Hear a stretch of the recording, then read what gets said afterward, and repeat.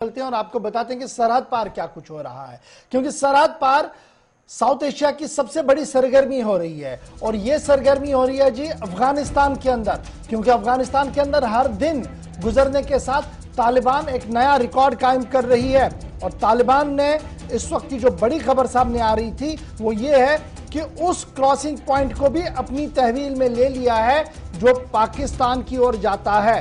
यानी पाकिस्तान ने उस बॉर्डर क्रॉसिंग को सील किया, अपनी तहवील में लिया जो पाकिस्तान की ओर जाता है। और बाज़ाब्ता तौर पर तालिबान ने अपना झंडा वहां पर लहराया है, जिसके बाद पूरे पाकिस्तान के अंदर भी इस वक्त अलर्ट तो है ही, क्योंकि आपको याद होगा कि आज दिन में वहां धमाका भी हुआ था, कुछ लोगों की मौत भी हुई थी, चीनी लोग मारे गए, जिसके बाद चीन ने दबे अल्फाज में ही सही एहतिजाज भी किया, तहकीकात की मांग की, क्योंकि तहरीक तालिबान पाकिस्तान का नाम सामने आ रहा है। बहरहाल अफगानिस्तान की सूरत हाल को लेकर बयान साबिक सदर अमेरिका का भी सामने आया है, जिसमें कहा गया कि मौजूदा सदर ने जो फैसला लिया फौजियों को वापस बुलाने का, यह तबाही की और बड़े सगीर को लेने के लिए एक बड़ा फैसला है और इससे इंतहा पसंदी और दहशतगर्दी अब दोबारा उरूज पर आएगी। सीधे चलते हैं रहमत कलीम के पास। रहमत, बहुत शुक्रिया जी ज्वाइन करने के लिए। सबसे पहले शुरुआत जरा बुश के बयान से करते हैं।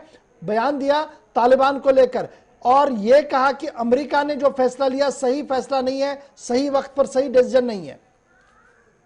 जॉर्ज डब्ल्यू बुश की तरफ से सीधे तौर पर कहा गया है कि ये एक दूरअंदेशी वाला फैसला नहीं है जो इंतजामिया ने या जो बाइडेन इंतजामिया ने जो फैसला लिया है या फिर जो ट्रंप इंतजामिया ने जो फैसला किया था, ये कहीं ना कहीं एक ऐसी तस्वीर बताता है कि अफगानिस्तान को आप बीच मझधार में छोड़ रहे हैं। अफगानिस्तान से अगर आपको फौजें निकालनी थी तो पहले अफगानिस्तान की सूरत हाल को बेहतर करते। अफगानिस्तान में जिस मकसद के लिए गए थे उस मकसद के हुसूल के बहुत करीब पहुंचने के बाद ही यह फैसला लेना था, लेकिन आप ऐसे वक्त में यह फैसला ले रहे हैं जब अफगानिस्तान के अंदर खाना जंगी की सूरत हाल बन रही है। तालिबान बहुत ज्यादा मजबूत है। तालिबान उतना मजबूत उस वक्त नहीं था 9/11 के बाद, जिस वक्त हमने फौजें वहां उतारी थी, और आज जब हम फौजें निकाल रहे हैं तब तालिबान अफगान फोर्सेस से ज्यादा पावरफुल और अफगान सरकार से ज्यादा मजबूत है। इसलिए हम अफगानिस्तान को एक खतरनाक दोराहे पर छोड़ के आ रहे हैं। यह फैसला बाइडेन इंतजामिया का और उससे पहले लिया गया ट्रंप इंतजामिया का इंतहाई खतरनाक है और एक ऐसे मुल्क के अंदर खाना जंगी और इंसानी हुकूक के कहीं ना कहीं पामाली की साफ तस्वीर बनाएगी, जो आने वाले दिनों में पता चल जाएगा कि अमेरिका का यह फैसला किसी भी नहीं से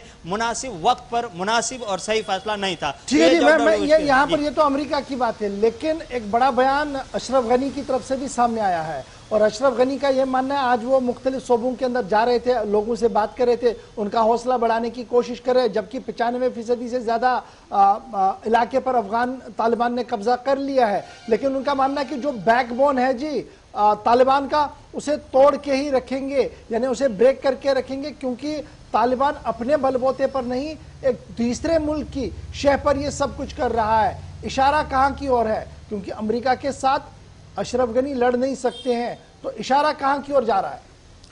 ये देखिए, बिल्कुल इशारा सीधे तौर पर दो मुल्क ऐसे हैं जिसपे एक सीधे तौर पर एक बराह रास्त, एक बगैर इनडायरेक्ट और डायरेक्ट तौर पर कहा जा रहा है, इशारा किया जा रहा है। सीधे तौर पर एक पाकिस्तान, दूसरा रूस। रूस तालिबान के साथ बहुत ही करीबी रिश्ते, पिछले दिनों तालिबान का वफ्द भी वहां पहुंचा हुआ था मॉस्को में, और इधर पाकिस्तान के साथ PTTI यानी हक्कानी नेटवर्क है, इसके साथ ही मजबूती के साथ तालिबान को अफगानिस्तान में मजबूत करने की कोशिश की जा रही है। तो इन दोनों ममालिक की तरफ अशरफ गनी का इशारा जरूर है, लेकिन अशरफ गनी जो जमीन पर जाकर के अवाम को ढारस बंधाने की या हिम्मत दिलाने की कोशिश कर रहे हैं, वो सच्चाई को कहीं ना कहीं समझते हैं कि फिलहाल जो अफगानिस्तान में सूरत हाल है वहां तालिबान डोमिनेट कर रहा है और अवाम खतरे में है, अवाम खौफ में है और वहां की फोर्सेज बर्दाश्त नहीं कर पा रही है, मुकाबला नहीं कर रही है तालिबान का। इसलिए हमें अशरफ गनी का जमीन पर उतरना, लोगों से मिलना, ये एक रिवायती तौर पर हिम्मत दिलाने का एक जो जिम्मेदार का तरीका होता है, जो लीडर का तरीका होता है, वो एक तरीका। इसके अलावा इसको कुछ नहीं देखा जा सकता, क्योंकि तालिबान रोज बरोज नए नए हिस्से पर कब्जा किया जा रहा है, रोज बरोज खूनरेजी हो रही है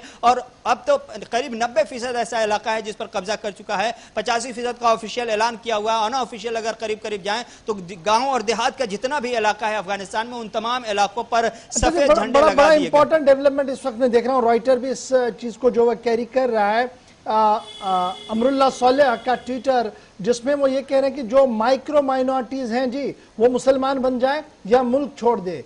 अब ये कहां की ओर जाता हुआ दिख रहा है, क्योंकि अभी तक इस वाले मामले पर काफी तालिबान खामोश थी और वो कहती थी कि सलाह मशवरे और जरगे के जरिए से मसले का हल होगा। अमरुल्लाह सोलेह का ट्वीट और ट्वीट पर ये जो सियासत शुरू हो गई है, ये कहां की और अफगानिस्तान को ले जाएगी? जी देखिए, बिल्कुल तालिबान शुरू में रास्ता निकालना चाह रहा था, किस तरह से उनके लिए पोजीशन बने कि हम अफगानिस्तान में स्टैंड कर पाए, लोग और दुनिया हमें कबूल कर पाए।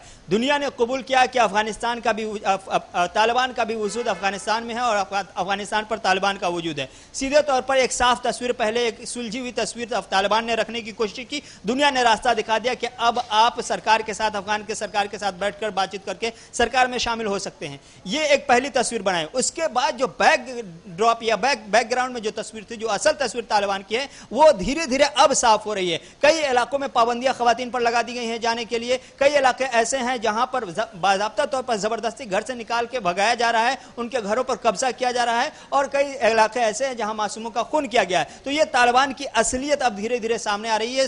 इसके पीछे की जो वजह है वो सिर्फ यही है कि तालिबान बहुत अच्छे अंदाज में डोमिनेट कर चुका है अफगान में, इसलिए अब उसको वहां से निकालना मुश्किल ही नहीं बल्कि करीब करीब नामुमकिन होता हुआ दिखाई दे रहा है। इसलिए तालिबान ने अपना असल अच्छा जी, अब बड़ा इंपॉर्टेंट है, जल्दी से मुझे ये भी जरा बताइएगा। खबर ये भी है कि ईद उल अजहा के फौरन बाद कतर के अंदर दोबारा मीटिंग होगी या उससे पहले भी हो सकती है। सीनियर लीडर्स वर्ल्ड वाइड भी मिलेंगे और तालिबानी लीडर दोबारा कतर में बैठकर बात करेंगे।